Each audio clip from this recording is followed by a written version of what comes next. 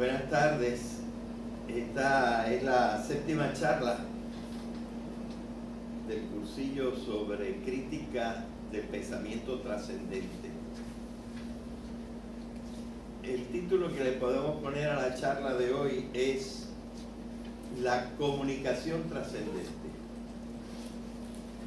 Y es evidentemente uno de los problemas que pudiéramos decir más prácticos de toda esta temática, porque siempre un anhelo del ser humano es llegar lo más lejos que pueda. Yo les he contado cómo en la misma Biblia se ve en algunas partes, y se ve en unas partes como pecaminoso este hecho de querer salir por su propia cuenta del ámbito de la vida humana y tener otro tipo de existencia más allá de lo natural y de lo humano.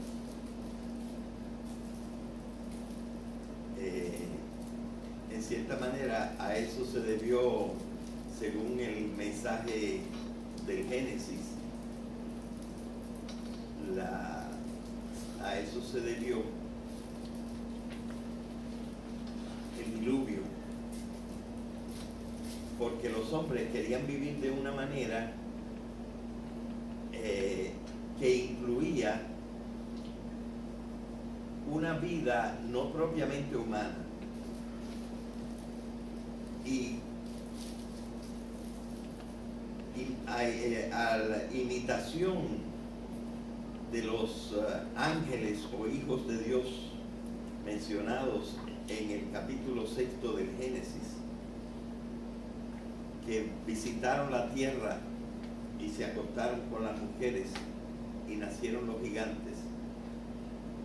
Allí es una de las partes donde el agiógrafo, es decir, el que escribe, le hace decir a Dios: no permanecerá mi espíritu siempre con esta gente, porque son rebeldes y no quieren ser lo que tienen que ser. Y es la interpretación que yo tengo también de un texto que ordinariamente se toma como si fuera un texto relativo a la homosexualidad. Naturalmente que tangentemente parece referirse a la homosexualidad, pero yo estoy convencido de que ese no es su sentido primordial. Se trata de la visita de dos ángeles que primero pasaron por donde estaba Abraham, y después siguieron hacia Sodoma y Gomorra, en donde vivía un sobrino de Abraham llamado Lot, el cual fue uno de los pocos justos, que no llegaban a 10, porque Abraham, según el mensaje del Génesis, logró que Dios bajara el número de la gente justa que vivía en Sodoma y Gomorra, para no mandarles un incendio si había 50, y luego si había 40, luego si había 20, luego si había 10. Pero Abraham no llegó más lejos. Entonces, en cierta manera, el relato es que los que vivían y que eran justos en Sodoma y Gomorra eran nada más Lot, su mujer y sus 2 hijas. Llegaban a 4, y por eso los ángeles bajaron a Sodoma y Gomorra para quemarla. Entonces se cuenta que se quedaron en el parque, en la parte central de Gomorra o de Sodoma. Pero Lot, que lo vio, hizo un acto justo porque conocía la manera de proceder de los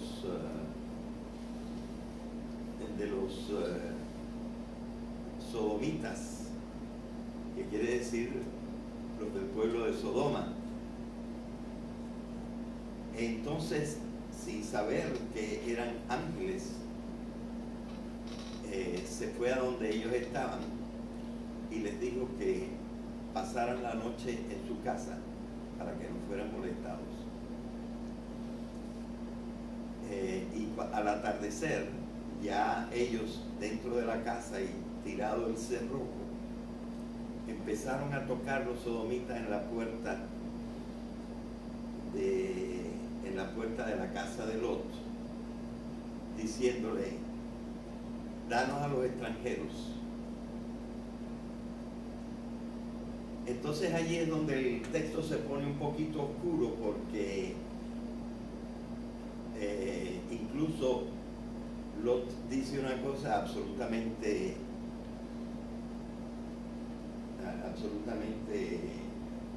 insostenible. Les dice: estos son extranjeros, no los molesten.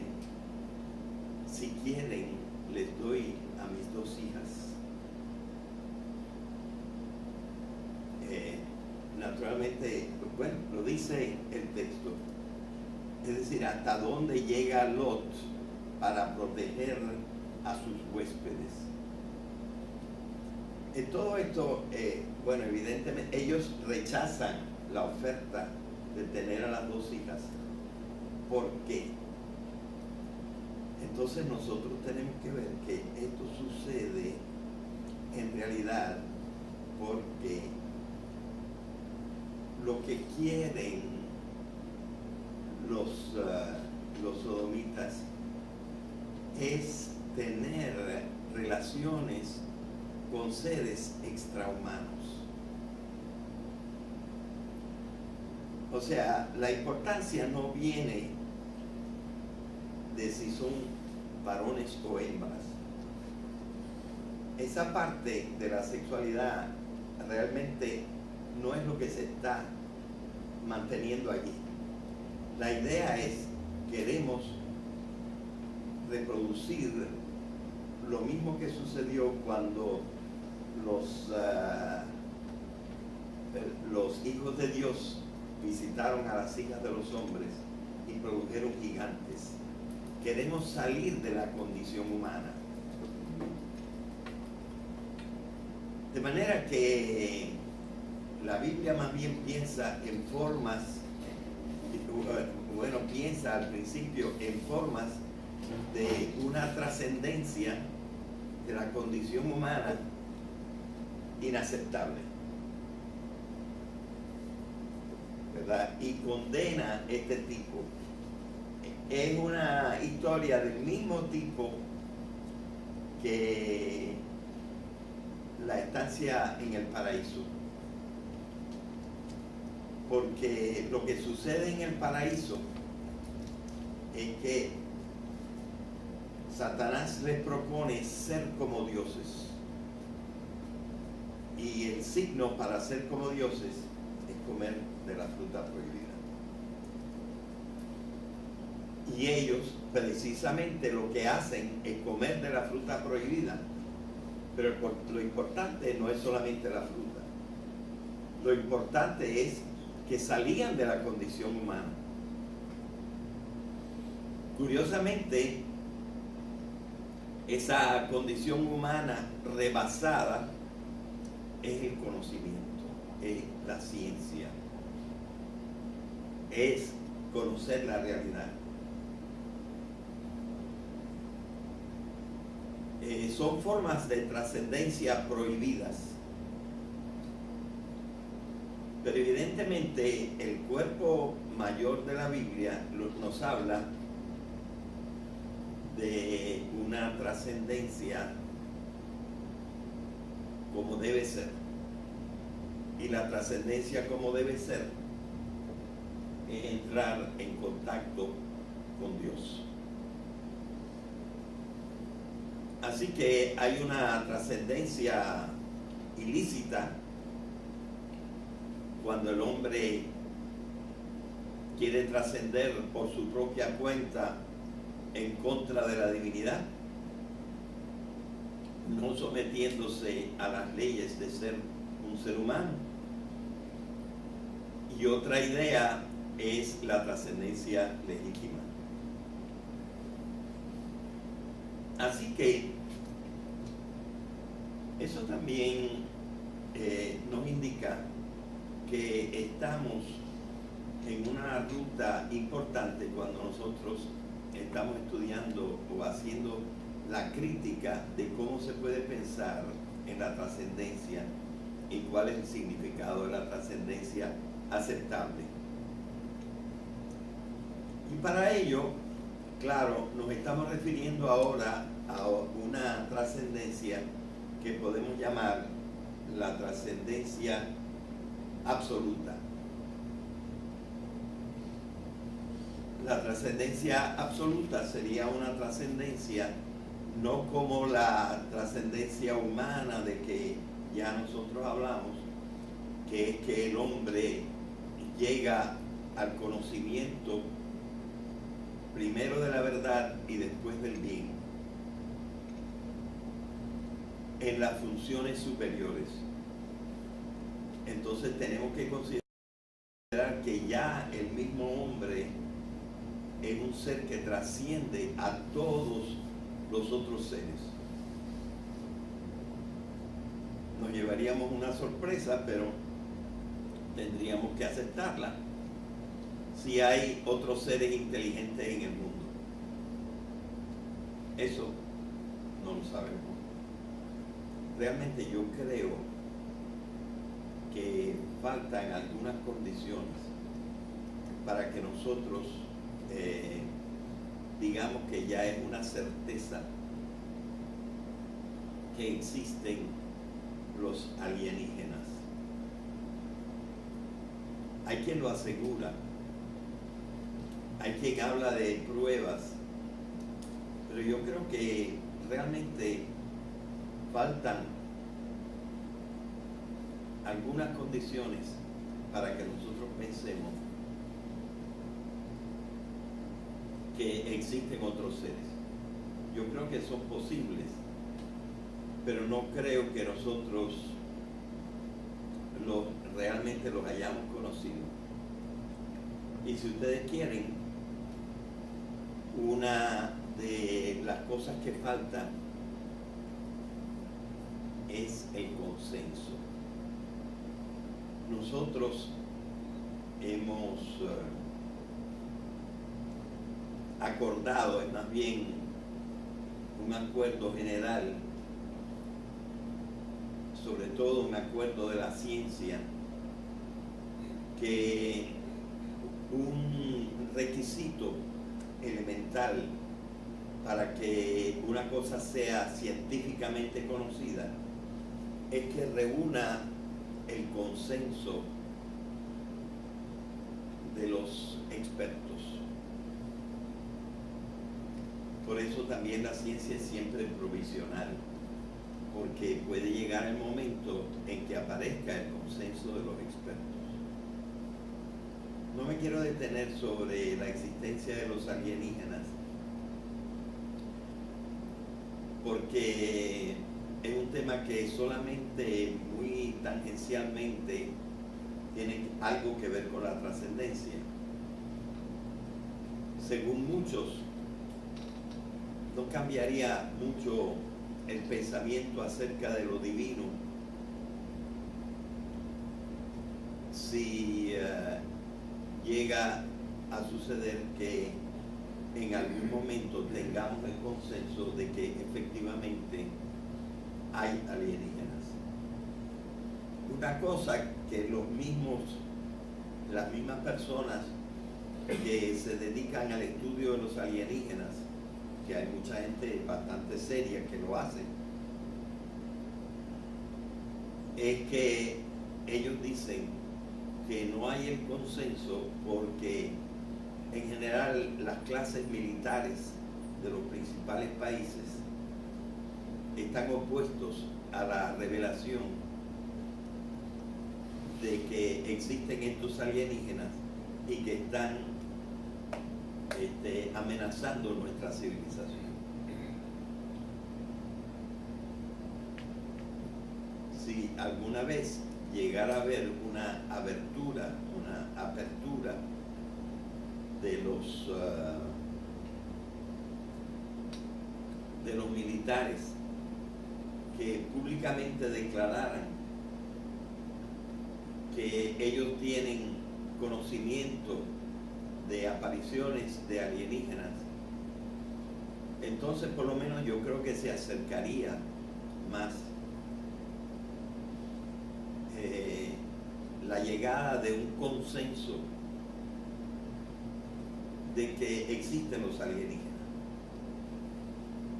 Pero yo conozco por lo menos 2 libros muy serios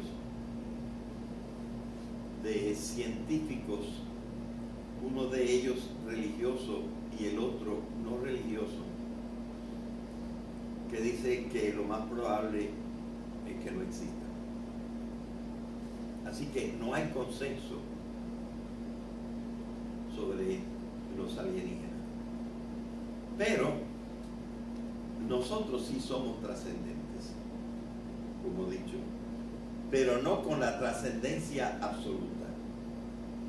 No sé si en una de las primeras clases dije que la palabra trascendencia absoluta,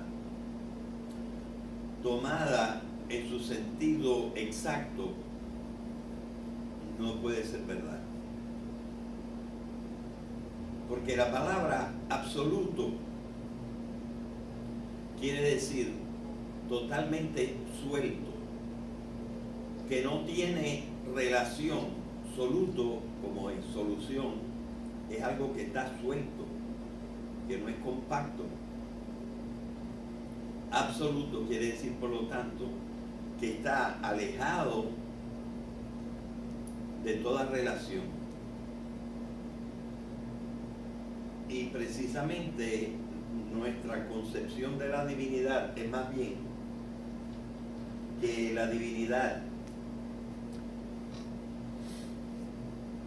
en cierta manera puede ser alcanzada, de cierta manera puede ser alcanzada. Entonces tenemos que distinguir y decir que la palabra trascendencia absoluta en cierta manera participa de la naturaleza de la metáfora, porque en el sentido recto de trascendencia absoluta, pues no habría. Porque más bien cuando nosotros pensamos en el Ser Supremo, pensamos en el Ser Supremo como relevante para nosotros.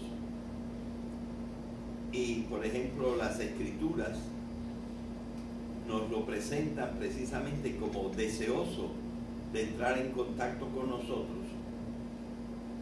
Y también habla, por ejemplo, en los Salmos, del deseo de los hombres de encontrar al Ser Supremo. Así que por lo menos algunas tradiciones nos hablan de que la trascendencia en sentido estricto no puede ser completamente absoluta. Pero entonces hay que buscar una distinción porque se habla de una trascendencia absoluta y de otra que no lo es.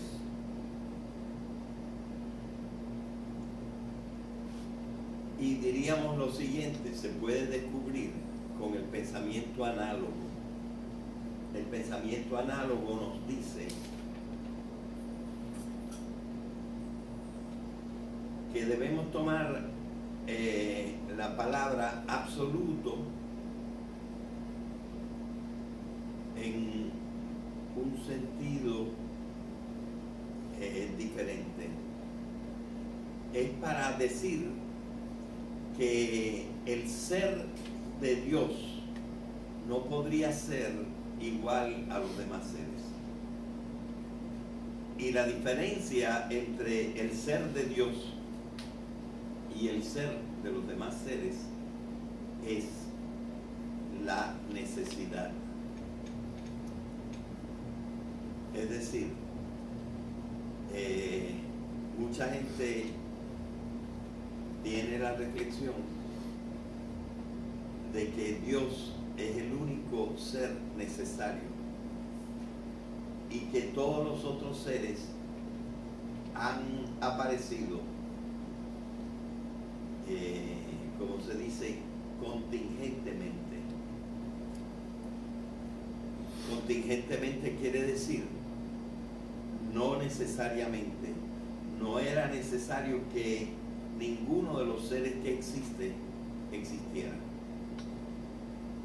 Todos los seres que incluso según la misma física cuántica proceden de posibilidades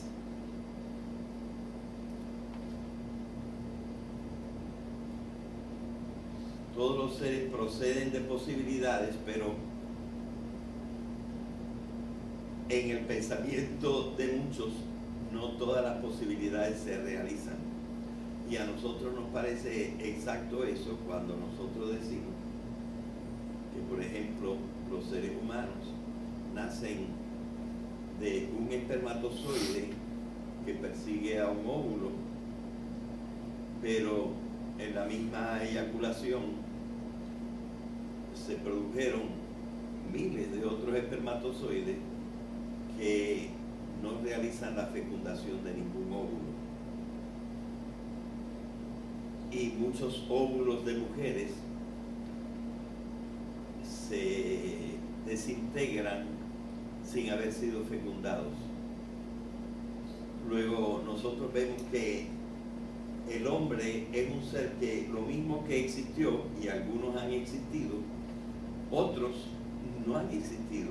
Las posibilidades no se han realizado. De tal manera que hablar de la trascendencia absoluta es hablar de un ser que sí fue necesario para que todo lo demás existiera.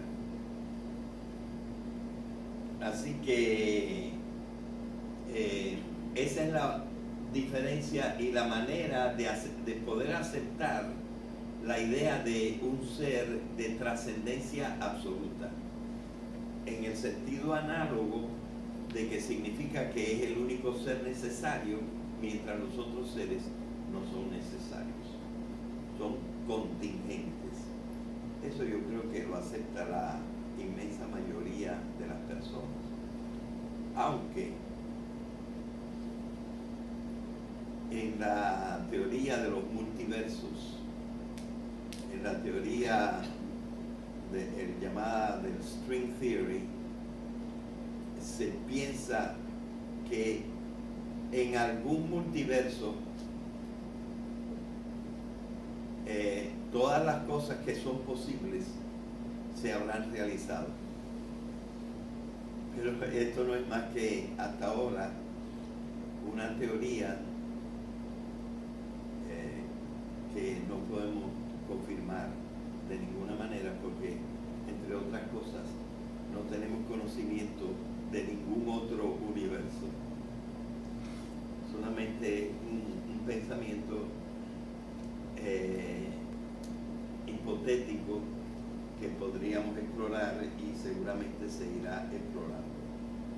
Bueno, pero hay un carácter de lo absoluto, de la trascendencia absoluta, que nosotros deberíamos comprender mejor, y es la siguiente: si una cosa verdaderamente rebasa todo límite, entonces rebasa también el límite del universo que nosotros conocemos. Es decir, lo trascendente está en lo inmanente.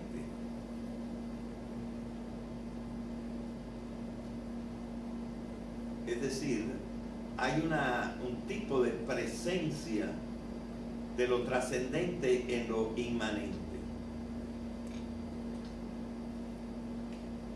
Porque si no, no estaría el ser trascendente trascendiéndolo todo. Y hay, por ejemplo, una palabra de San Agustín que dice que Dios es más interior a nosotros que nosotros mismos. Y hay toda unas explicaciones acerca de que el fundamento de nuestra existencia es la sostenida existencia de Dios.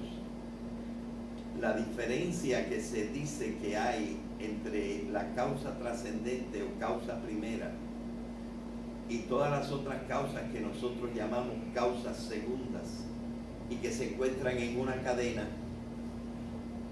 la diferencia entre las dos es que la causa primera no desaparece, es necesaria para la existencia de las causas o de los seres causados secundariamente. Mientras que las causas segundas, en cualquier punto de la secuencia que estén, pueden desaparecer sin que necesariamente desaparezcan sus efectos. Es decir, por ejemplo, si admitimos que los padres son la causa de la existencia del hijo, los padres pueden desaparecer y el hijo seguir viviendo. Y lo mismo en las especies, de la semilla al árbol, al fruto y otra vez a la semilla, ¿verdad? Pueden desaparecer las causas segundas y sus efectos no necesariamente desaparecen. Así que esta es una forma que explicaría que lo trascendente está siempre dentro de lo inmanente. Y entonces podemos encontrar a la trascendencia en cierta manera dentro de nosotros mismos. Bueno, sin embargo, en aquellas cosas que nosotros tenemos, que son el conocimiento y la voluntad,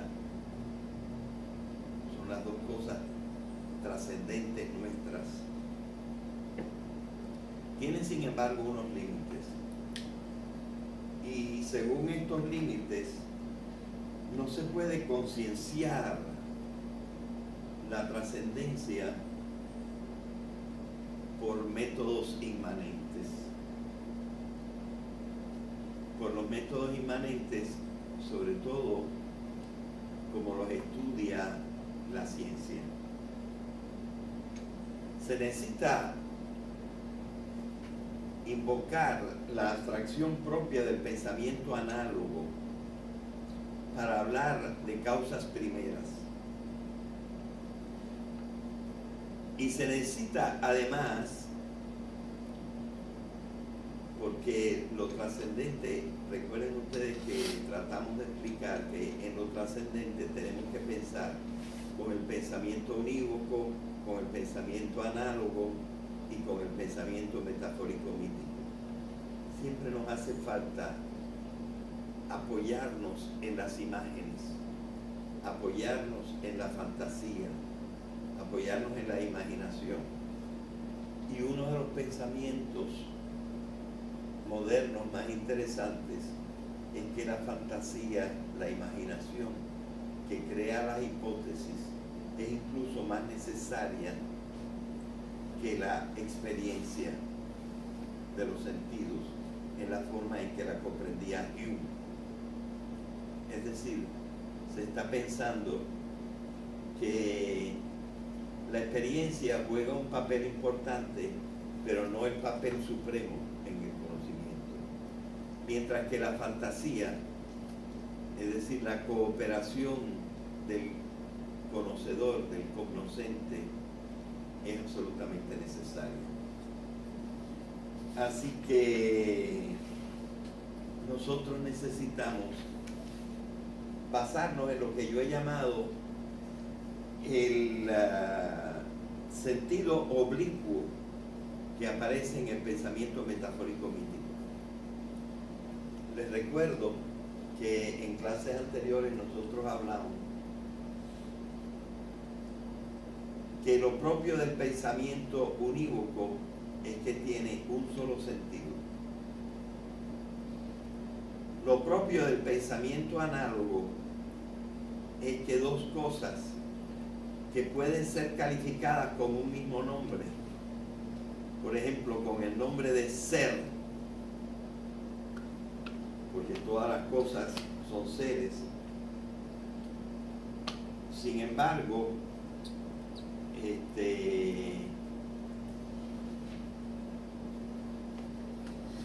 unos seres son llamados así en un sentido y otros seres son llamados así en otro sentido. Es decir, no es lo mismo el ser necesario que los seres contingentes. Y entre los seres contingentes no es lo mismo un ser de la trascendencia del hombre que conoce y ama a un ser que tiene ciertos elementos instintivos, pero ni conoce ni ama verdaderamente, y otros que ni siquiera tienen conciencia, como las piedras, el agua o el aire. Por lo tanto, el que sean seres se les atribuye en un sentido análogo, parecido, pero no en el mismo sentido. Es decir, los objetos del conocimiento son dos, por lo menos, son diferentes. Solo en el pensamiento metafórico mítico, un mismo objeto de conocimiento tiene dos sentidos. El sentido que hemos llamado sentido recto o directo y el sentido oblicuo. Entonces lo que estoy afirmando es que este sentido oblicuo es necesario tenerlo presente cuando nosotros vamos a hablar de la comunicación trascendente. Claro, prácticamente lo que queremos decir y a lo que queremos llegar en la clase de hoy es esta. Realmente es posible alguna comunicación con Dios. Nosotros en cierta clase de un cursillo anterior tratamos de decir, y yo creo que probamos que Dios existe. Y lo probamos no por la fe, no por la Biblia, lo probamos por la razón, atendiendo a la naturaleza del cosmos. Eso es lo que tratamos de hacer en una clase anterior. Esa clase anterior también está en el internet y también está en la biblioteca y está en la revista Ceiba y está en la página del profesor. Así que nosotros creemos que existe una cierta forma de llegar intelectualmente al ser trascendente, pero entonces a este ser trascendente le podemos poner pocas características conocibles. Es decir, no sabemos bien cómo es el ser trascendente.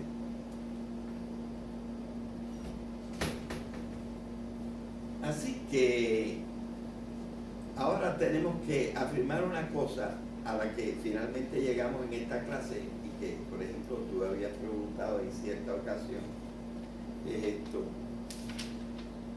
Comunicarse trascendentemente es solo posible con algún tipo de fe.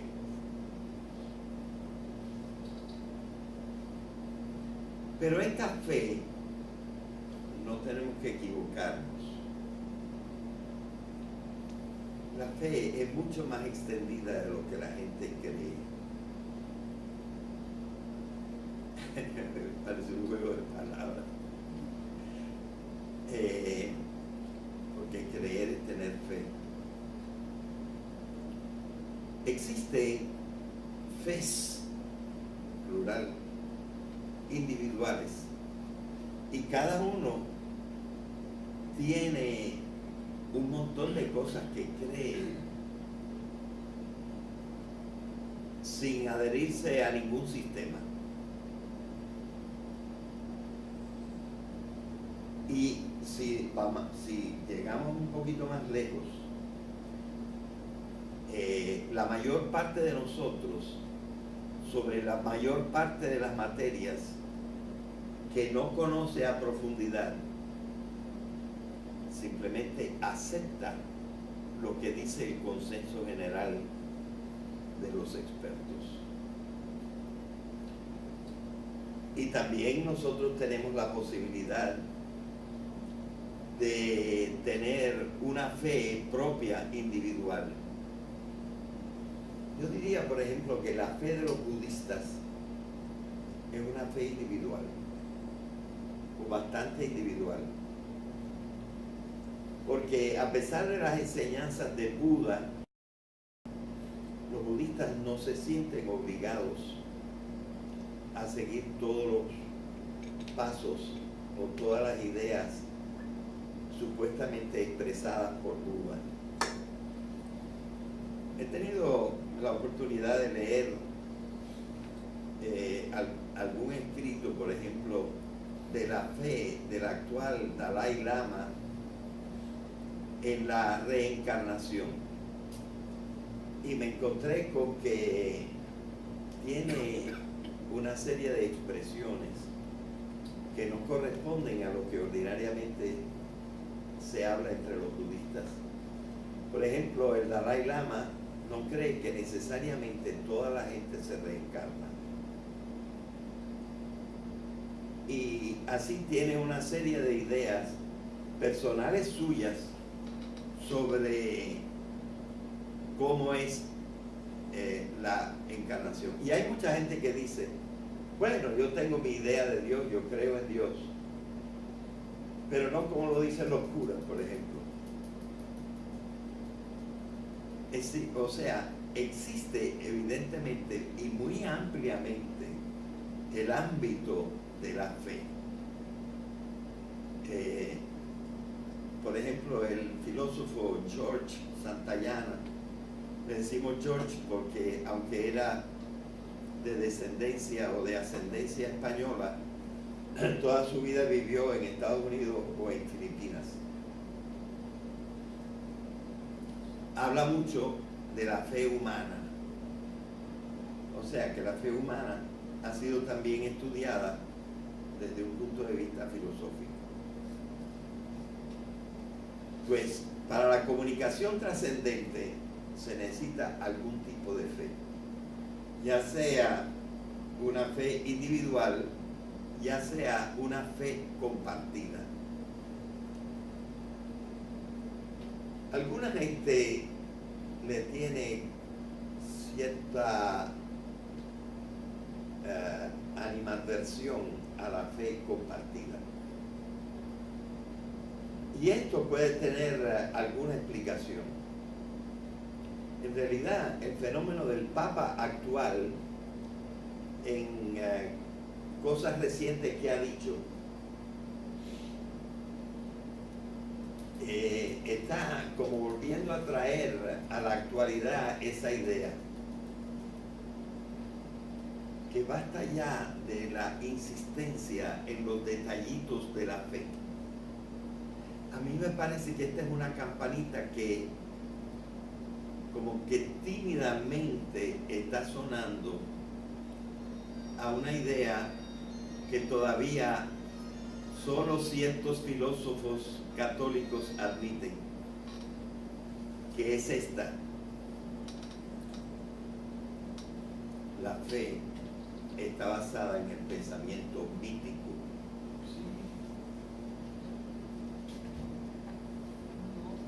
porque a alguna gente le parece que mítico quiere decir falso, cuando mítico quiere decir más bien producido originalmente por el ser humano con un pensamiento digamos más básico o más primitivo, si se quiere, con un pensamiento más elemental.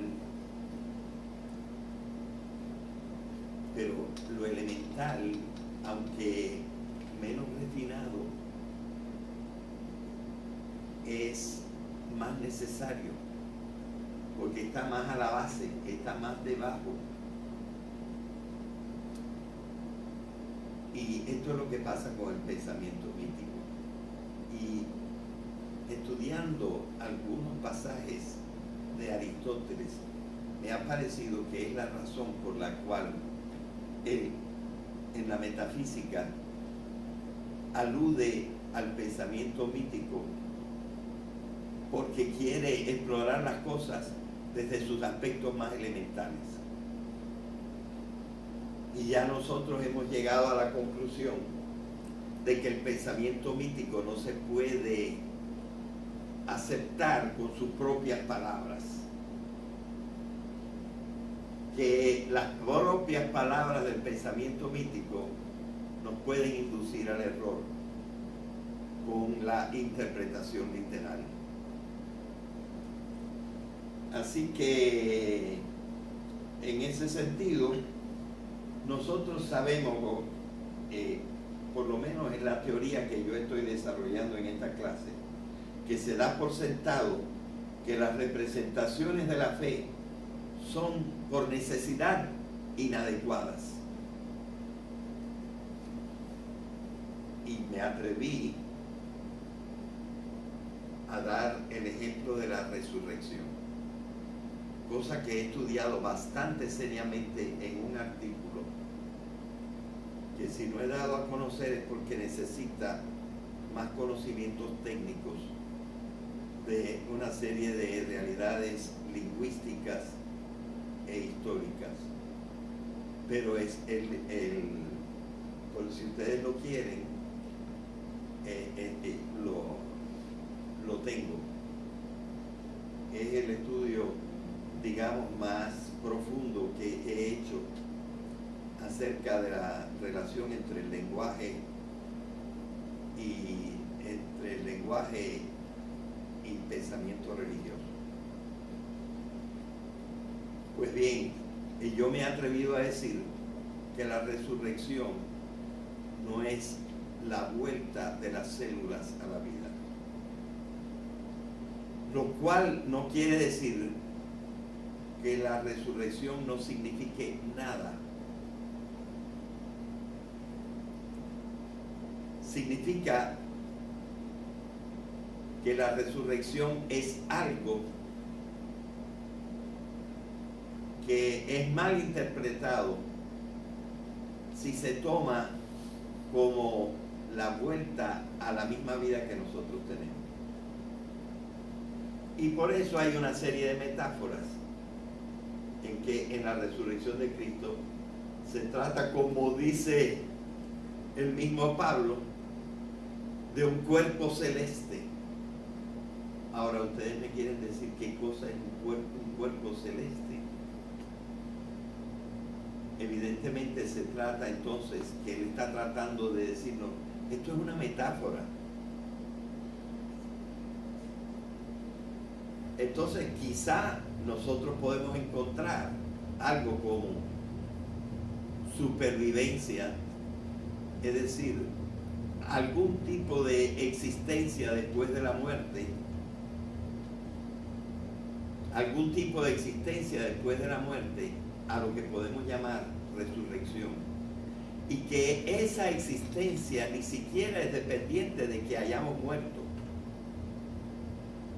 puesto que el mismo Pablo, dentro del pensamiento religioso admitido, que es la palabra, supuestamente palabra de Dios, el mismo Pablo nos dice que, me parece que eran los colosenses o no sé qué grupo a quien él les escribe, ya están resucitados. Yo estoy seguro de que en este momento, si me oyeran, tengo un poquito de esperanza en Francisco. Lo que pasa es que Francisco no me parece que quiera insistir mucho en lo intelectual, sino solo en lo práctico. Pero tengo un poquito de esperanza que este lenguaje sea más comprensible en el futuro para la iglesia. Yo no niego la resurrección, solo niego las formulaciones, porque las formulaciones dadas, sobre todo por lo que llamamos los dogmas, quizá hasta ahora han sido las únicas posibles, pero ciertamente no son exactas. Es decir, si nosotros empezamos a estudiar la realidad, vemos por ejemplo que la materia de las células, la materia que pasa a través de las células con el metabolismo, no nos pertenece, y que las estructuras de nuestras células a la hora de la muerte desaparecen. Entonces realmente el pensamiento acerca de una resurrección que fuera volver a una vida parecida a la que ahora tenemos es simplemente tener una concepción inconcebible. Pero eso no es lo mismo que negar la resurrección. Y eso es lo que me gustaría que comprendieran muchos teólogos.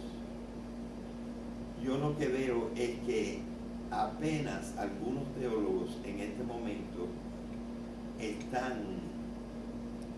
vislumbrando que las formulaciones pueden ser necesariamente inadecuadas, porque nosotros estamos usando un tipo de pensamiento que es uno de los pocos pensamientos asistido por el pensamiento análogo con que se puede llegar a las cosas trascendentes, ¿verdad?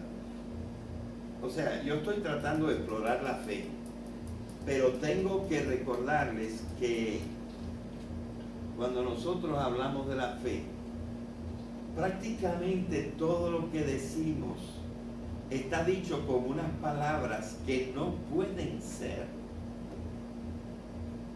Como por ejemplo la ascensión de Cristo, o estar en el cielo.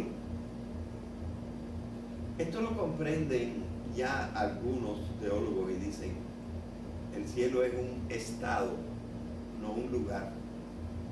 Bueno, ya esto es un poquito entrar en la idea de que las formulaciones son necesariamente inadecuadas.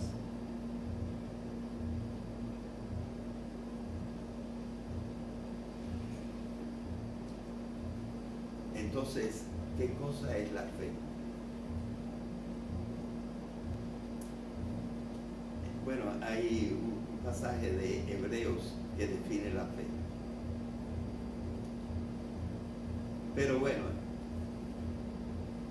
yo una vez traté de traducir y de buscar traducciones de ese pasaje, y hay por lo menos 14 o 15 que encontré maneras diferentes de traducirlo.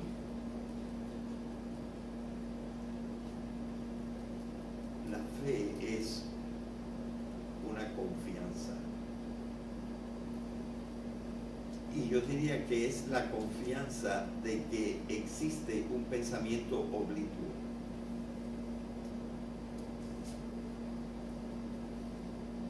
Es decir, que cuando decimos que no podemos hablar de una resurrección en la cual se vuelva a una vida en que se vuelvan a aparecer las mismas células que yo tenía. Eso no quiere decir que no pueda tener otra significación. O sea, la fe es una confianza en que el pensamiento metafórico místico tiene un segundo sentido. Y que ese segundo sentido, quizá con la ayuda del pensamiento análogo, que es una forma superior de abstracción, que algunos no admiten, pero con la ayuda del pensamiento análogo puede hacer sentido.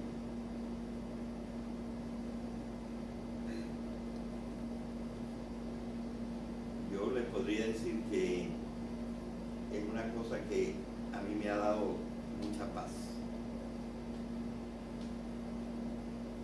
porque nosotros podríamos explicar el descenso de la religión compartida, de la fe compartida, por el hecho de que una tras otra las formulaciones tradicionales de la fe chocan con las explicaciones científicas.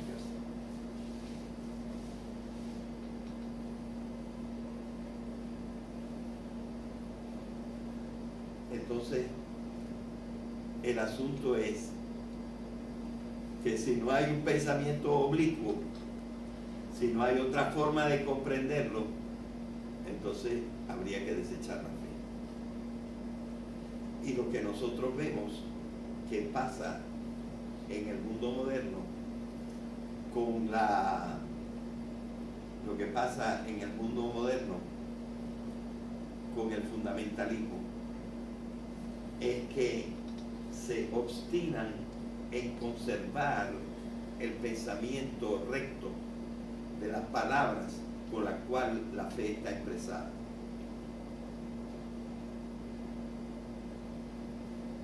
Así que todo esto evidentemente incide en el problema de nuestra comunicación con el ser trascendente, que empiezo hoy y que en la próxima charla trataremos de continuar estudiando más especialmente lo que se llama el concepto de revelación. Es decir, el concepto de la llegada a una verdad a través de algo que no está explicado por la razón. Algo que no se nos hace evidentemente por la razón, sino por una cosa que llamamos revelación. Y aquí es donde realmente el curso se vuelve crítico, porque tenemos que explicar evidentemente lo que significa palabra de Dios. Y tendremos que ver que palabra de Dios en el sentido recto no hay, pero que hay posiblemente un sentido oblicuo. Pero sobre esto hablaremos y trataré de hacerlo razonable, comprenderlo así en la próxima charla. La fe religiosa reconoce que las representaciones no pueden ser exactas. Hay una palabra no muy fácil de entender. Por cierto, yo la estudié en mi tesis, la analicé bastante detenidamente en mi tesis. Está en la epístola a los Corintios y dice que las cosas trascendentes las contemplamos como en un espejo. Las cosas no se ven directamente. Es lo más que he podido llegar que se parezca a lo que yo llamo el pensamiento oblicuo. Un pensamiento que se inspira en las palabras escritas, pero no toma las palabras escritas como exactas, sino las toma como analizables en un sentido análogo, pero real.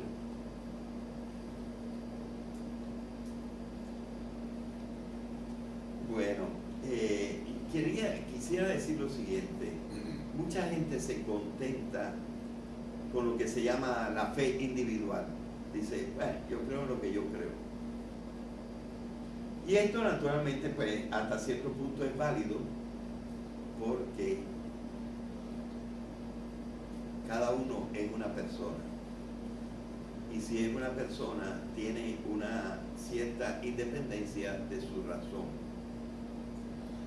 Es decir, él tiene una razón independientemente de los otros seres humanos. Somos verdaderos individuos. Así que la fe individual es comprensible y es sensata. Pero la fe compartida, que hoy hasta cierto punto está, como dicen en inglés, en disrepute, como que no es muy aceptada. Esta fe compartida se basa un poco en la naturaleza social del hombre.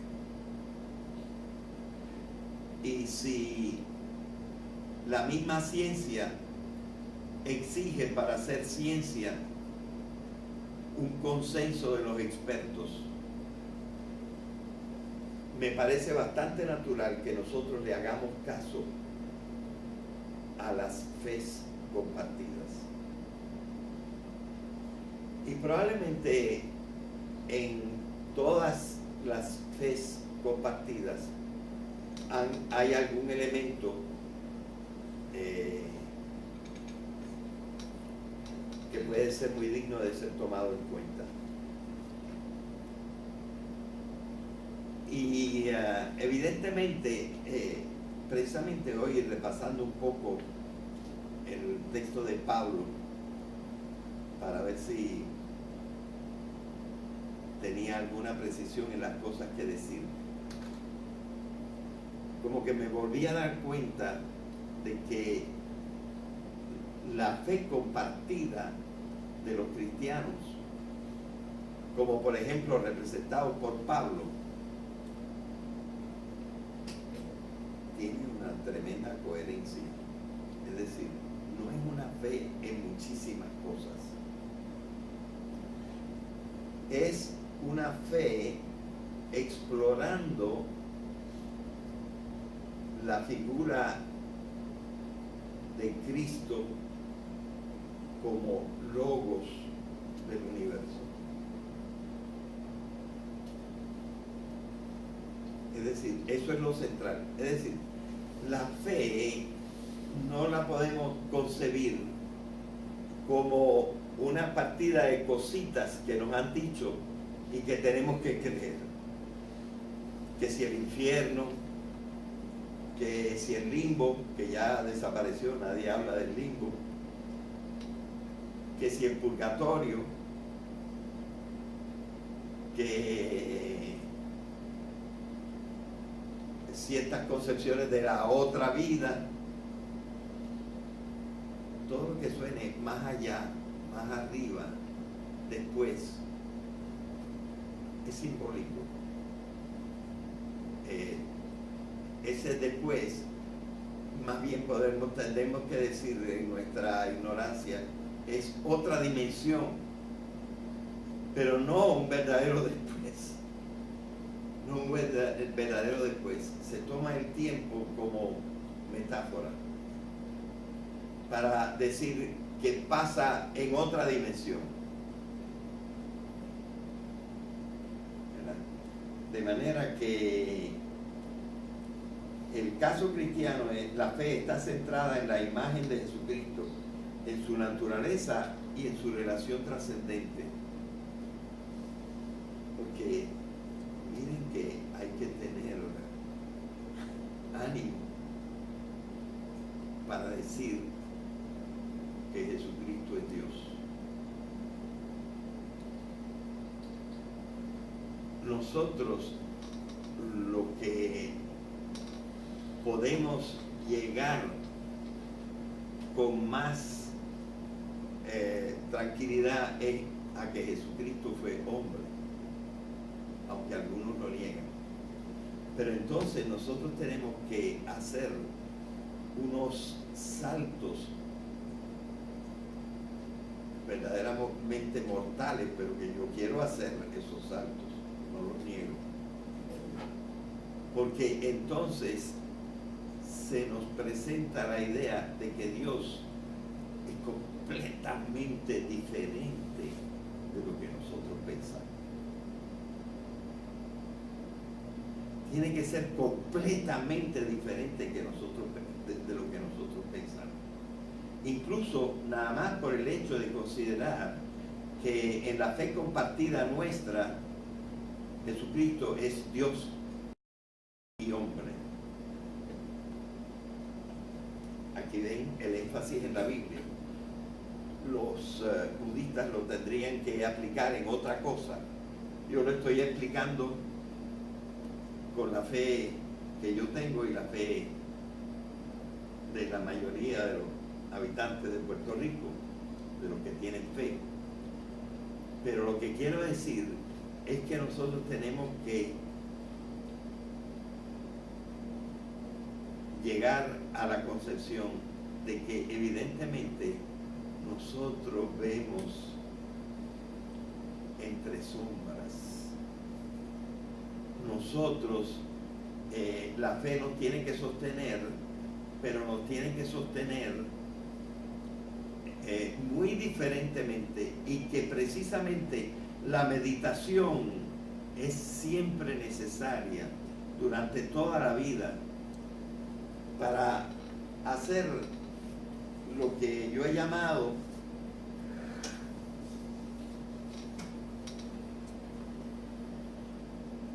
una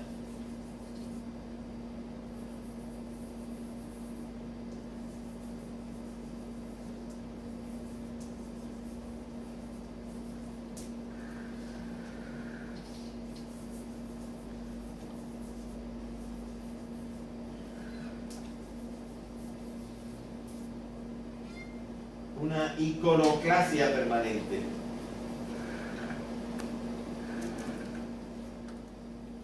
Cuando la fe judía resucitó o se estableció con fuerza en el Imperio Romano de Oriente en el siglo VI,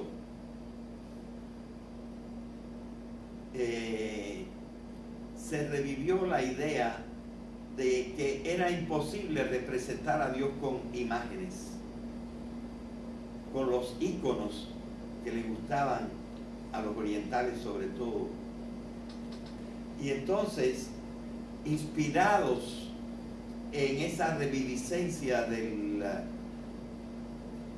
judaísmo, que no reconocía la legitimidad de representar a Dios o representar lo trascendente, existió un grupo de iconoclastas, es decir, de destructores físicamente de imágenes. Y la iconoclasia llegó hasta el punto de que imbuyó, aparte del cristianismo occidental, sobre todo en la tradición no benedictina, bueno, de una parte de los benedictinos, más o menos descendientes de la tradición de San Bernardo, en cuyas iglesias no hay imágenes.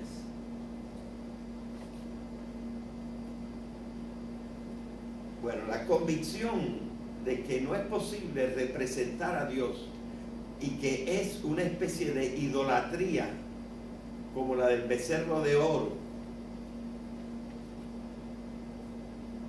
de representar a Dios,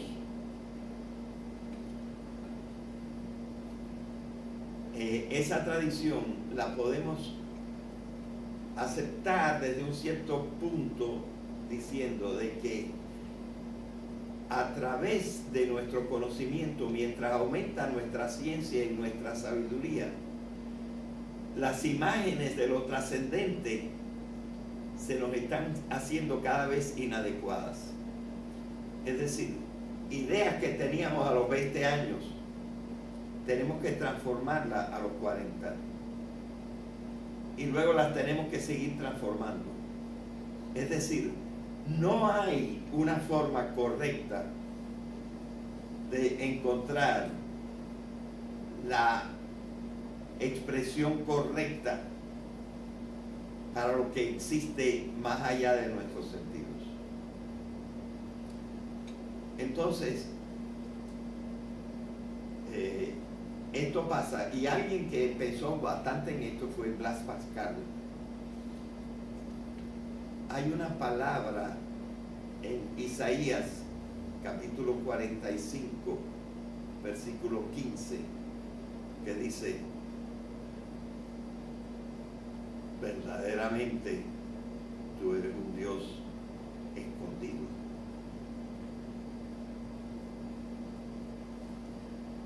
Los judíos, los hebreos, están más apegados a esta idea, más apegados que nosotros. Y al parecer parece como más intelectual la posición de ellos. Pero la nuestra le da más valor a lo sensible. Y lo sensible, por ejemplo, en la explicación mía, es el hecho de la admisión de que tiene un sentido el pensamiento mítico. Y que tenemos que tener un respeto por el pensamiento mítico. Siempre sabiendo que nunca nos podemos parar en el proceso de elaboración de nuestro pensamiento para comprender mejor una cosa incomprensible. Es decir, Dios es un ser inconocible. El Padre representa la incognoscibilidad de Dios. Y el Hijo y el Espíritu Santo representan la comunicabilidad de Dios. Por eso en el concepto de la Trinidad se habla de las misiones. Dios no viene él mismo, el Padre no viene él mismo. Viene Dios mismo en otra forma y revestido de un vestido diferente, vestido de hombre. Naturalmente eso se tiene que comprender hasta cierto punto en un sentido oblicuo. Pero es la posibilidad de que exista una comunicación. Es decir, la idea de la Trinidad en cierta manera es necesaria para superar la visión judía. El hecho de que en el Evangelio se hable de que los pontífices y los saduceos se rompieron las vestiduras, se rasgaron las vestiduras en casa de Caifás, cuando le dijeron: te conminamos a que digas por el Ser Supremo si tú eres el Hijo de Dios. Y cuando él dijo: como lo dicen ustedes, así es, allí ellos se rasgaron las vestiduras, es decir, se rompieron efectivamente la ropa como para decir su ira y su cólera por la blasfemia, que según ellos era la unidad de la realidad que yo he estado tratando de explicar, que hay realmente una conexión entre todo y que hay una conexión posible de Dios con los hombres, y que esto está centrado en el cristianismo, en la figura de Jesucristo, como quiera que lo queramos comprender. Así que nosotros podemos decir que esta fe compartida habría que explorarla. No habríamos de tener lo que se llama la hubris de creer que toda esta gente que escribió es porque no tenía nada que hacer y no sabía de qué estaba hablando. Es una experiencia tremenda, no solamente leer con profundidad y con conocimiento y conciencia la escritura que nosotros llamamos la Biblia, sino también interesantísimo leer a los llamados padres de la iglesia con sus ideas que incluso han entrado en la filosofía. Tengo un poquito la ambición en las últimas clases de mostrar esto, cómo el pensamiento trascendente realmente ha marcado el pensamiento filosófico, cómo importantísimas ideas de la filosofía se han heredado de las tradiciones bíblicas y patrísticas. Es decir, hay más unidad en el pensamiento humano de lo que pensamos. Y hay muchas cosas que en nuestra cultura, que es la cultura que ha estructurado en forma más organizada la filosofía. Hay quien llama a la filosofía una enfermedad de Occidente, y es porque, con todo el respeto a los orientales y a los africanos, a los indoamericanos, con todo el respeto a sus creencias y todo, podemos decir, ellos tienen una cosa más importante todavía que la filosofía, que se llama la sabiduría. Claro que la sabiduría no falta en Occidente tampoco.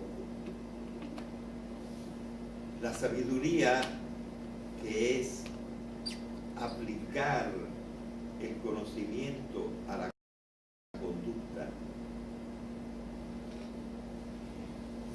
es un patrimonio de toda la humanidad y la tiene toda la humanidad. Pero hablando en un sentido estricto, la filosofía es una creación de Occidente. Estas palabras me podrían traer la excomunión de muchos intelectuales. Es una idea no muy aceptada, pero yo estoy convencido de que la filosofía es una forma cultural de Occidente en unos grandes trazos, y que ha sido muy importante para el mundo, aunque no sea más importante que la sabiduría.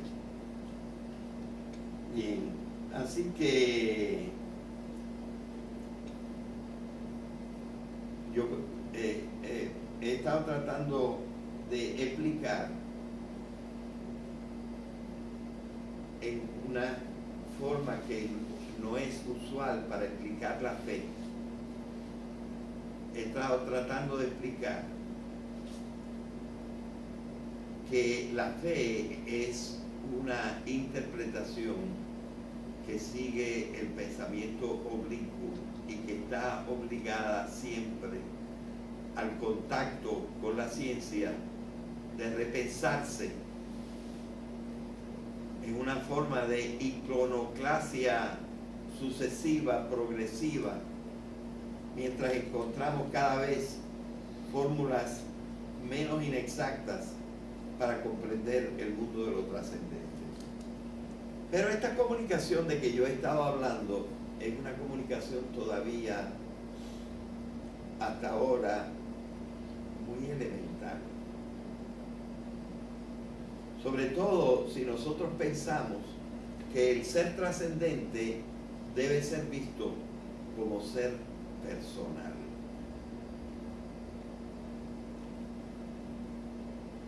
Alguna gente ha pensado que si nosotros pensamos a Dios como persona, estamos cometiendo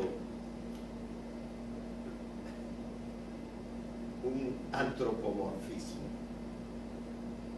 Es decir, le estamos atribuyendo a Dios una característica del antropos, que es el ser que nosotros conocemos, que es consciente y personal.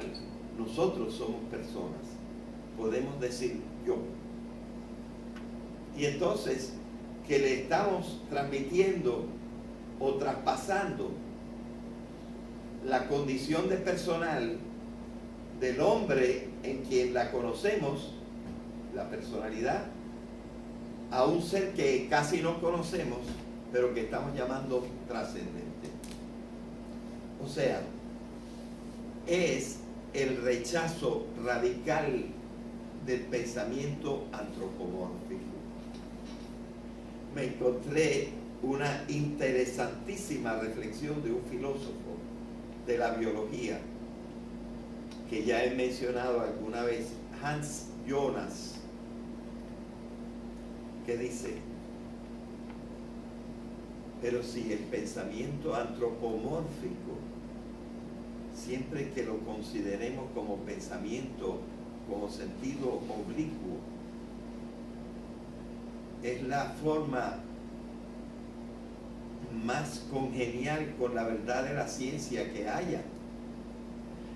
La realidad ha sido emergente, ha pasado de la radiación al atomismo,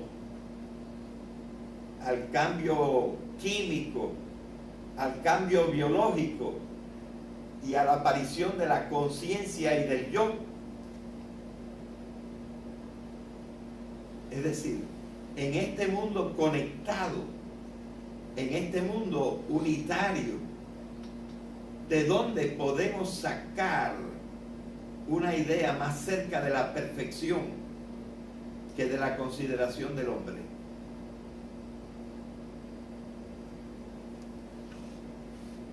Entonces nosotros podemos pensar, decir que Dios es personal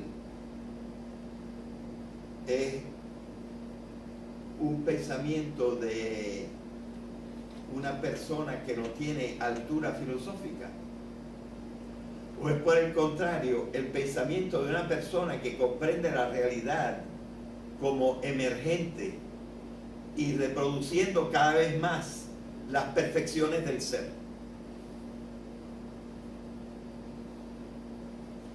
Así que a mí me parece absolutamente necesario considerar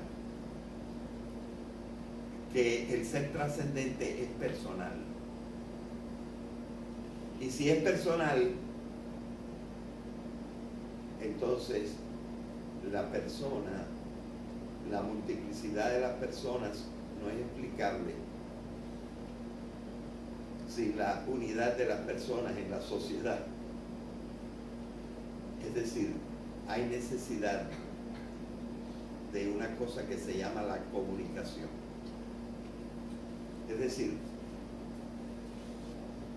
si hay alguna manera un poquito racional de pensar en la divinidad, tenemos que pensar que si en la realidad terrestre existe la comunicación y existe la personalidad, esta cualidad suprema entre los seres que conocemos no puede ser carecida por la causa primera. Si hay Dios, tiene que ser personal. Vista cuál es la estructura de la realidad, que es una realidad conectada y trascendente.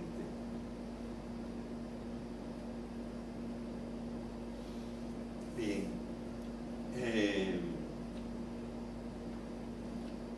Aquí yo digo, la realidad es única y exige la pregunta sobre el ser realísimo, que sería el ser divino. Es decir, si existe la realidad, tiene que haber un ser supremamente real.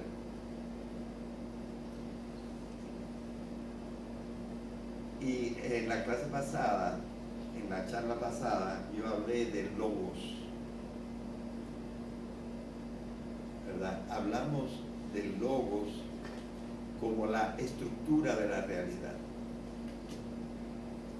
Y esta es una idea que yo creo que debemos incorporar poco a poco a nuestra idea de Dios. Precisamente en el pensamiento cristiano,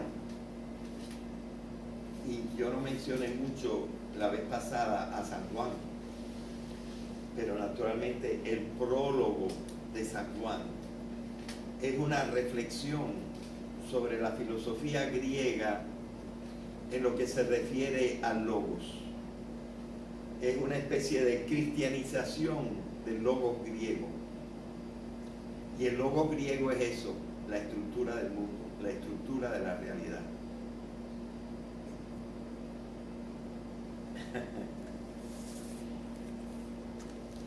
Y hay hasta las palabras con que empieza la epístola a los hebreos, que parece algo griego.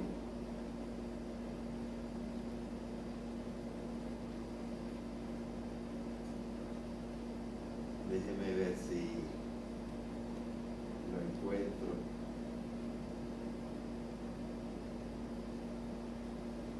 Dice el principio de la epístola a los hebreos, un escrito anónimo, atribuido así a San Pablo, pero no es de San Pablo.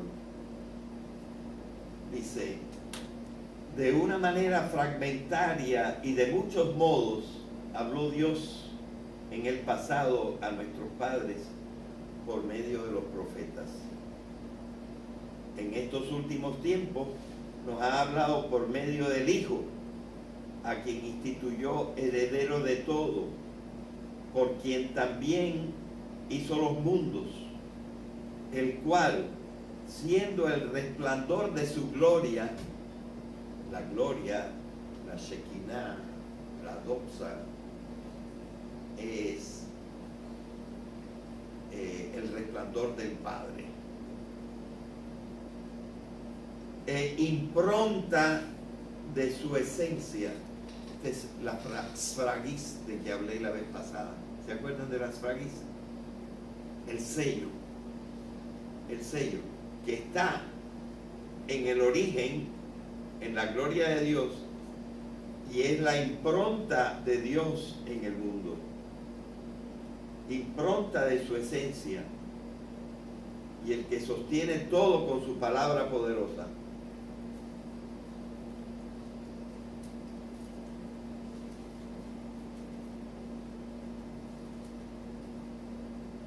Después de llevar a cabo la purificación de los pecados, se sentó a la diestra de la majestad en las alturas, con una superioridad sobre los ángeles tanto mayor cuanto les supera en el nombre que ha heredado.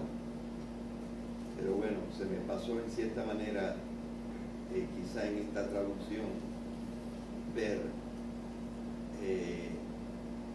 cómo el Logos es considerado el creador. Esta visión es compartida con unas epístolas de Pablo que se llaman las epístolas de la cautividad, y que son unas epístolas que a mí me gustaría llamar con algunos científicos las deuteropaulinas, porque en las primeras epístolas de San Pablo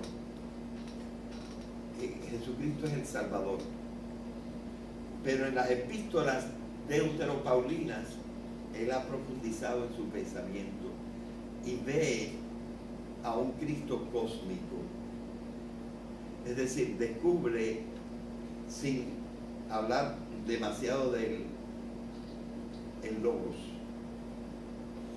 Cristo como estructura de la realidad.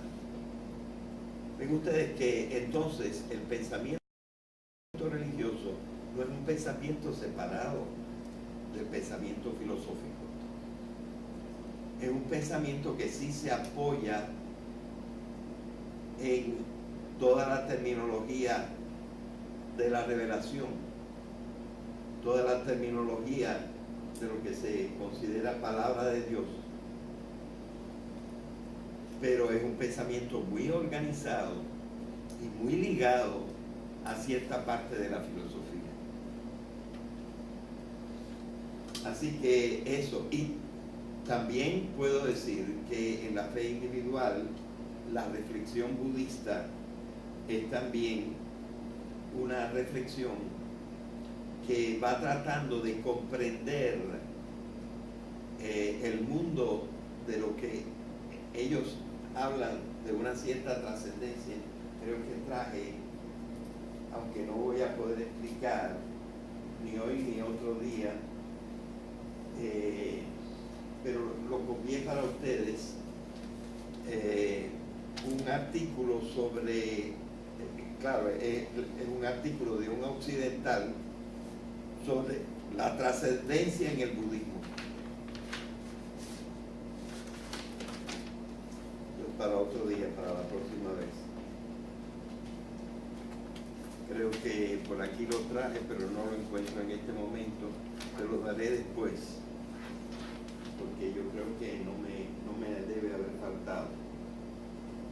Aquí está. Bueno, después lo toman.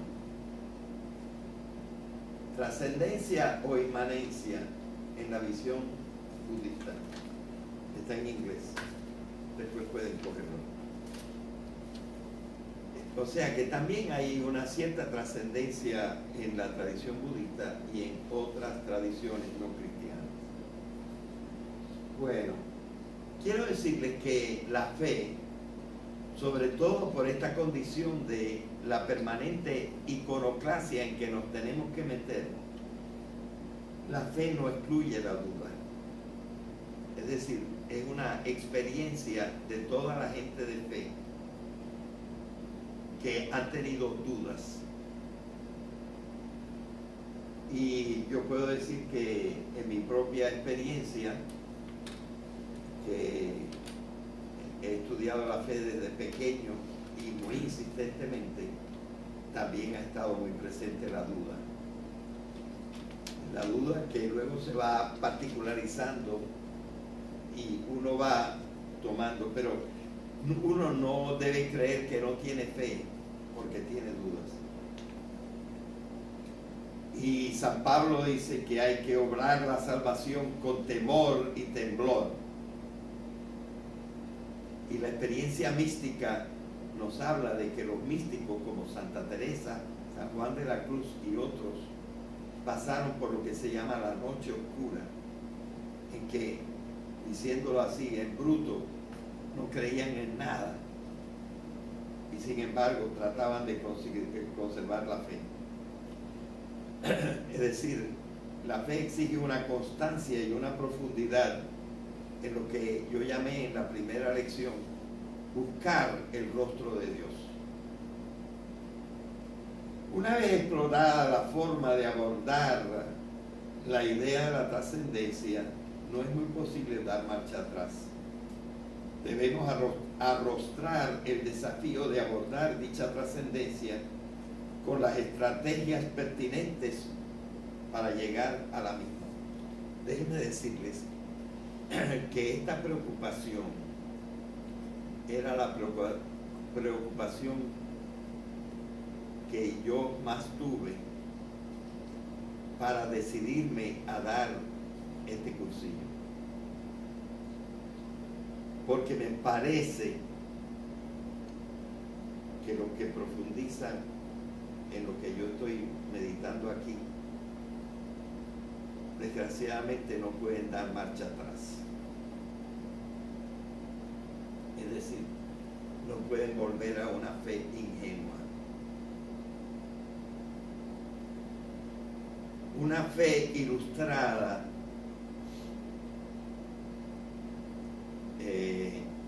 si es bien llevada y si es llevada con humildad, puede llevar a muchas cosas buenas. Pero el problema es cuando uno descubre un poquito los intríngulis de la fe, ¿verdad? Y digamos, esta forma de que nunca podemos precisar a fondo las cosas, aunque evidentemente creo que nos lleva, yo creo que hice una decisión sabia en mi vida. Yo que deliberadamente me aparté un poco de la religión, pero no del todo, y decidí, incluso en mis momentos más oscuros, continuar con la práctica, porque la práctica es necesaria para mantener el sentido y el espíritu de creer en una trascendencia. Y digamos, mis misas, voy a la misa una vez a la semana, el sábado para el domingo. Son un momento profundo de reflexión y de análisis de los textos que se leen y de la comprensión de lo que vamos a hablar ahora, de las formas concretas de la comunicación. Pero no hay marcha atrás. Es decir, no puedes volver a la fe ingenua, porque ya comprendiste demasiado. Y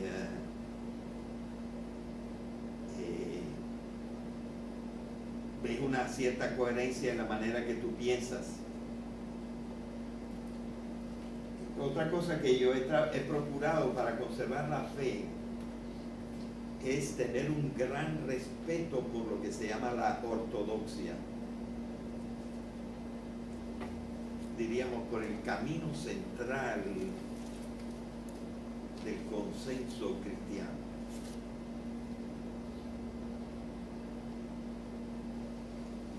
Bueno, no tendría tiempo, quizá, si puedo, haré una reflexión sobre esto después, acerca de el progreso de la revelación, lo que se llama el progreso de la revelación, que no todo el mundo admite. Pero entonces la práctica es muy necesaria. Digo yo aquí que hay dos formas de comunicarse con Dios. Uno es por la acción y la otra es por el pensamiento. Es decir, por nuestras dos funciones superiores. Algunos prefieren comunicarse a Dios por la acción por medio de la acción, con Dios por la acción, y otros por el pensamiento. No debe ser exclusiva. Naturalmente, la meditación, la oración, son las formas de comunicarse con Dios por el pensamiento. Y otra forma más humana, y al decir más humana, quiero decir también más sensible, más sensorial, más, como dicen los franceses, terre à terre, es decir, rozando la tierra, es por el rito, tan despreciado por algunos. A mí me encanta el rito, incluso el rito africano. Una película que me ha impresionado más que muchísimas otras es una película brasileña que se llama Orfeo Negro, en donde hay una exploración del trance, que es una especie de trascendencia. Y yo creo que es una cosa sumamente legítima y muy bien conservada, yo diría que casi más que en todas las otras tradiciones, por las religiones africanas. El rito. Siempre que nosotros consideremos que el rito también participa de la naturaleza de lo metafórico mítico, es decir, que nosotros comprendamos que el rito nunca pierde su carácter de play, de juego, de drama, de representación. Si ustedes comprenden, por ejemplo, la misa como volver a vivir la muerte y resurrección de Cristo, lo mismo que el bautismo, es pasar por debajo de las aguas que representan la muerte, ¿verdad? Y esto evidentemente tiene su parte simbólica. No es una cosa, digamos, físicamente exacta. No nos morimos al bautizarnos, ni siquiera cuando es el bautismo de inmersión. Es decir, para comprender el rito y no creerlo una bobería, lo que nosotros tenemos que hacer es mantener siempre el carácter de juego, el carácter de llegar a ver una apertura de los militares que públicamente declararan que ellos tienen conocimiento de apariciones de alienígenas. Entonces, por lo menos yo creo que se acercaría más la llegada de un consenso de que existen los alienígenas. Pero yo conozco por lo menos 2 libros muy serios de científicos, uno de ellos religioso y el otro no religioso, que dice que lo más probable es que no exista. Así que no hay consenso sobre los alienígenas. Pero nosotros sí somos trascendentes, como he dicho, pero no con la trascendencia absoluta. No sé si en una de las primeras clases dije que la palabra trascendencia absoluta, tomada en su sentido exacto, no puede ser verdad. Porque la palabra absoluto quiere decir totalmente suelto, que no tiene relación. Soluto, como en solución, es algo que está suelto, que no es compacto. Absoluto quiere decir, por lo tanto, que está alejado de toda relación. Y precisamente nuestra concepción de la divinidad es más bien que la divinidad en cierta manera puede ser alcanzada, de cierta manera puede ser alcanzada. Entonces tenemos que distinguir y decir que la palabra trascendencia absoluta en cierta manera participa de la naturaleza de la metáfora, porque en el sentido recto de trascendencia absoluta, pues no habría. Porque más bien cuando nosotros pensamos en el Ser Supremo, pensamos en el Ser Supremo como relevante para nosotros. Y por ejemplo las Escrituras nos lo presentan precisamente como deseoso de entrar en contacto con nosotros.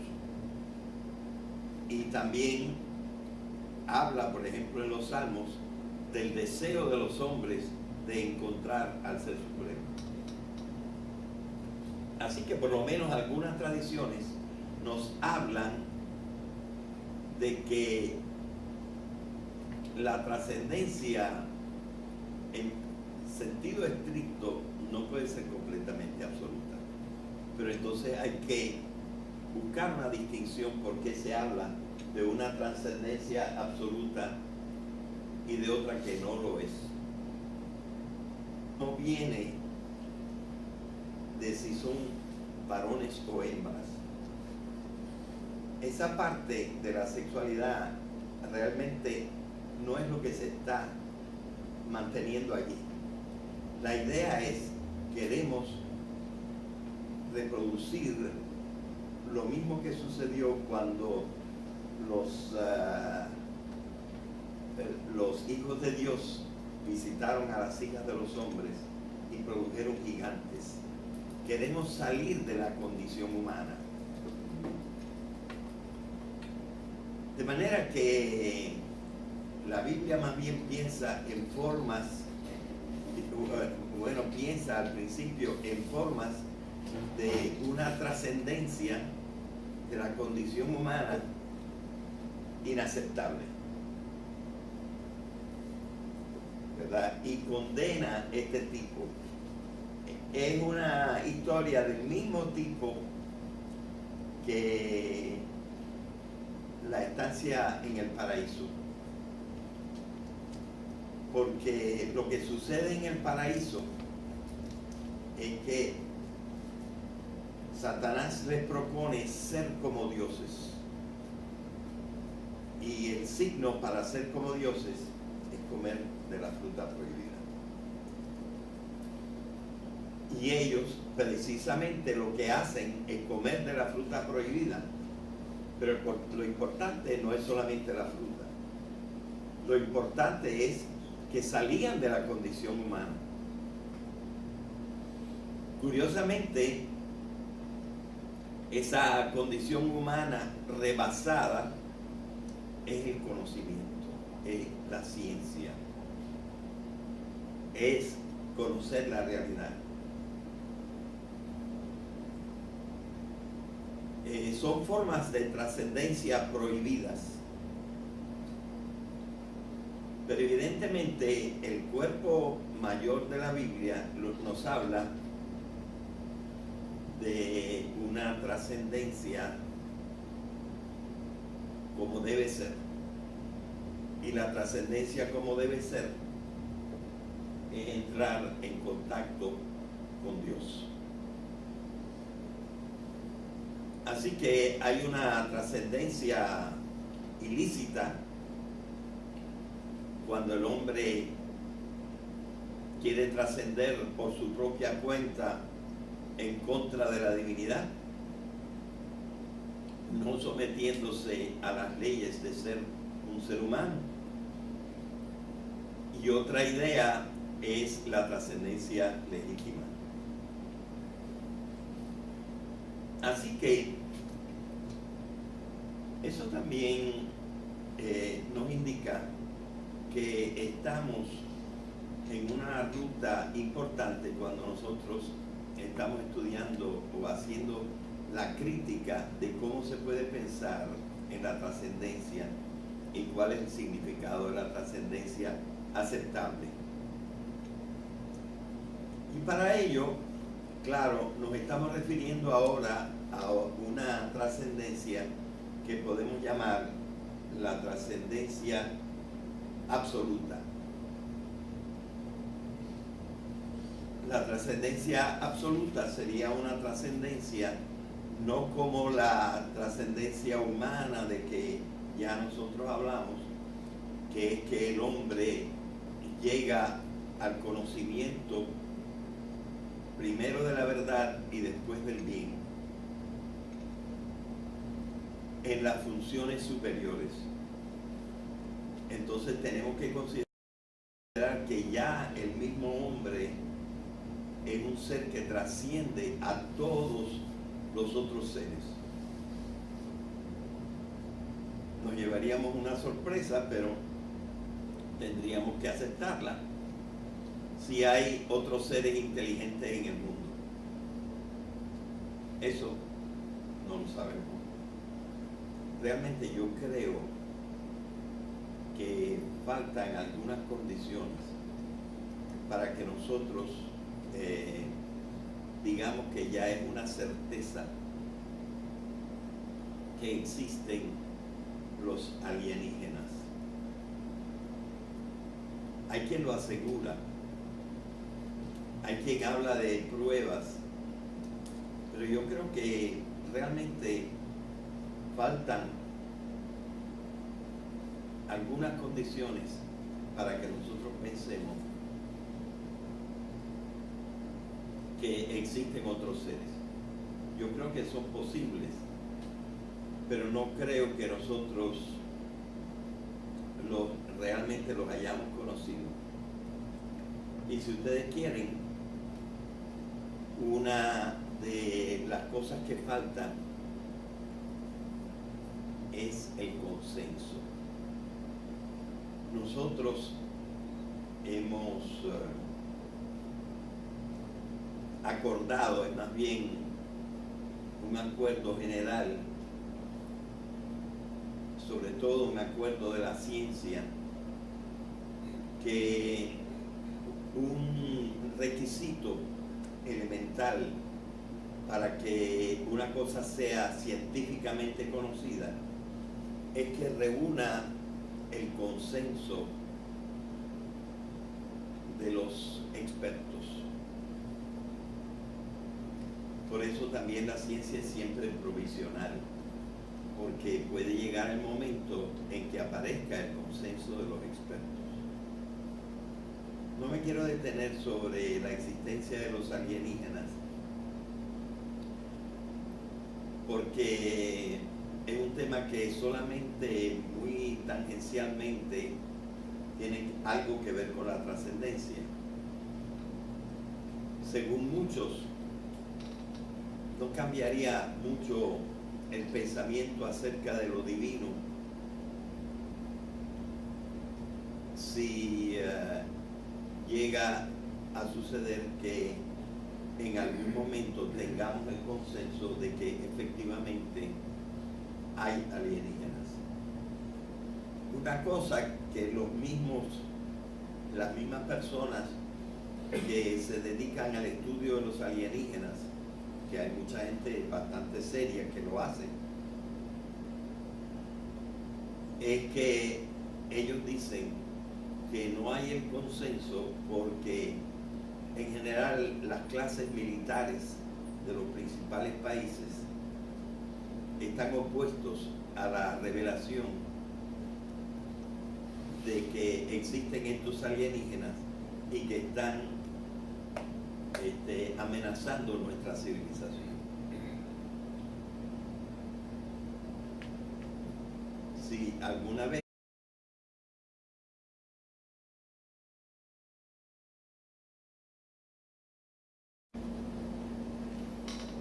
ya empezamos. Buenas tardes. Esta es la séptima charla del cursillo sobre crítica del pensamiento trascendente. El título que le podemos poner a la charla de hoy es la comunicación trascendente. Y es evidentemente uno de los problemas que pudiéramos decir más prácticos de toda esta temática, porque siempre un anhelo del ser humano es llegar lo más lejos que pueda. Yo les he contado cómo en la misma Biblia se ve en algunas partes, y se ve en unas partes como pecaminoso este hecho de querer salir por su propia cuenta del ámbito de la vida humana y tener otro tipo de existencia más allá de lo natural y de lo humano.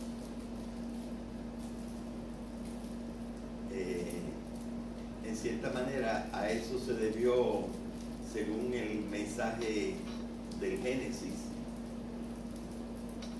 a eso se debió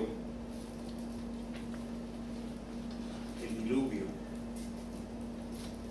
porque los hombres querían vivir de una manera que incluía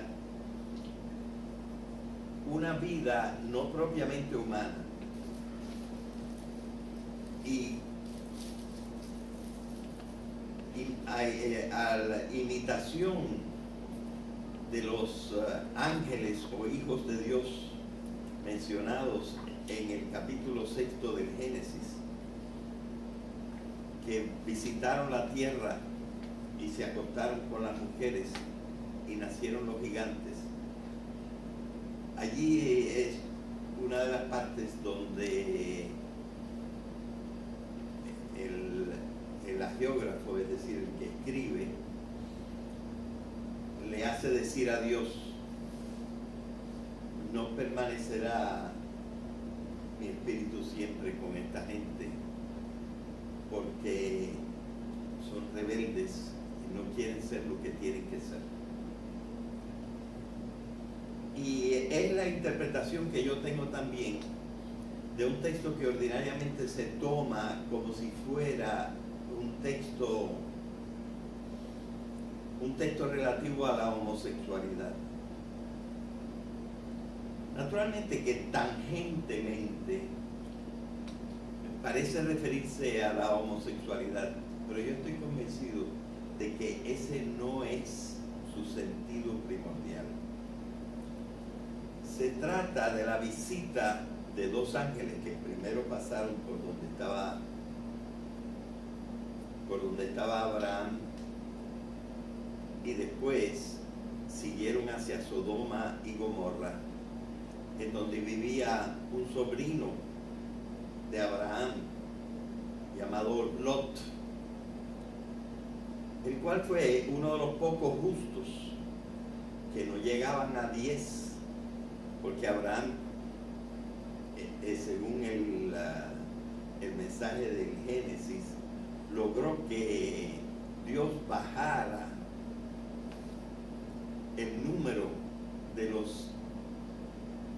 la gente justa que vivía en Sodoma y Gomorra, para no mandarles un incendio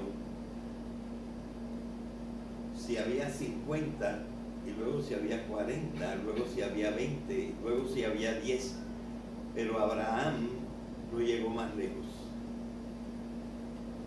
Entonces, en cierta manera el relato es que los que vivían y que eran justos en Sodoma y Gomorra eran nada más Lot, su mujer y sus 2 hijas. Llegaban a 4, y por eso los ángeles bajaron a Sodoma y Gomorra para quemarla.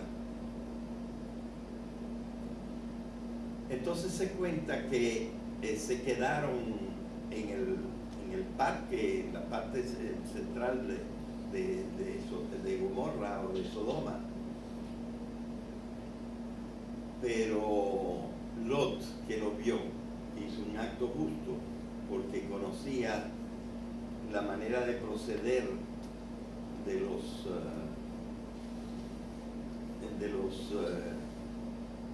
sodomitas, que quiere decir los del pueblo de Sodoma. Entonces, sin saber que eran ángeles,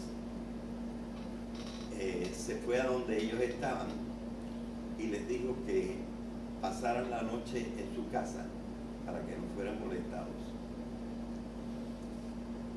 Y al atardecer, ya ellos dentro de la casa y tirado el cerrojo, empezaron a tocar los sodomitas en la puerta de la casa de Lot, diciéndole: danos a los extranjeros. Entonces allí es donde el texto se pone un poquito oscuro, porque incluso Lot dice una cosa absolutamente